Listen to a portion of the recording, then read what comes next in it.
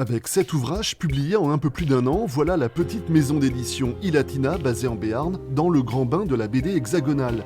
Avec une spécialisation, la bande dessinée latino-américaine et pour commencer, celle venue d'Argentine, une production traditionnellement en noir et blanc qui embrasse l'histoire chaotique de ce pays. C'est vraiment une terre de bande dessinée.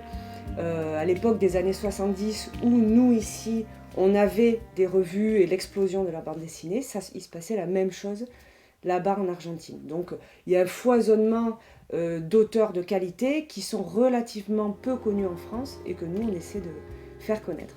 Et on trouve toujours une espèce de fond social, d'interrogation sur les inégalités, sur peut-être la corruption, sur la police violente. Un travail à 4 mains pour Claire Dassens, puisqu'elle est associée à son frère Thomas, basé lui à Buenos Aires. Ouais, il y a juste une correction sur la couverture. Ouais.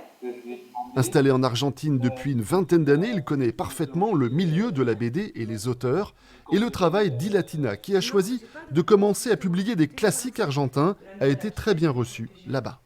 Ça nous a donné une certaine aura de prestige en Argentine parce que c'est pas possible que des auteurs aussi connus que Quique Alcatena en Argentine soient totalement méconnus en France, que des œuvres comme Evaristo, le premier livre qu'on a choisi de publier, porté par le dessin de Solano Lopez, qui est probablement l'équivalent du Hergé argentin, donc un auteur très très très connu ici, que cette œuvre-là soit totalement inconnue en France. Alors les retours ici sont très positifs.